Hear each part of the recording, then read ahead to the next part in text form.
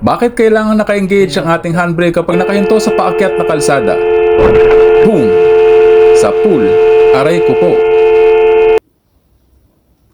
Panoorin ang video na ito at magsilbing aral po sana sa ating mga motorista.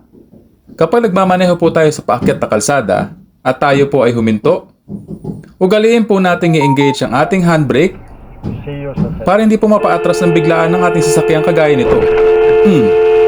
Sa pool, aray ko po, bayad ka ngayon. Tingnan niyo yung reaction ng driver, akala niya siya yung nabangga. Hindi niya namalaya na papaatras na pala yung kanyang sasakyan dahil di naka-engage ang kanyang handbrake. Hindi umatras mo, naka-handbrake ako Sira! Gusto mo, pakita ko. At meron pa mga witness na enforcer. Gusto mo, pakita ko. May CCTV, ang lakas ng atras mo. Hindi ko napansin kasi naka-handbrake naman po kasi ako. Ay, sira ka. Mabuti na lamang at merong dashcam na naka-install sa sasakyan na ito. Sandali. 50 million aking wins dyan, ha? Ang wings yan, mahal yan.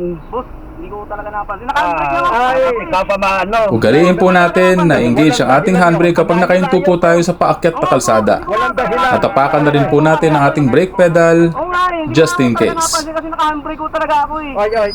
Ang layo-layo ng ano ko sa'yo. Drive safe po sa ating lahat, mga FID TV. Huwag nakatino ko sa ano eh. Sa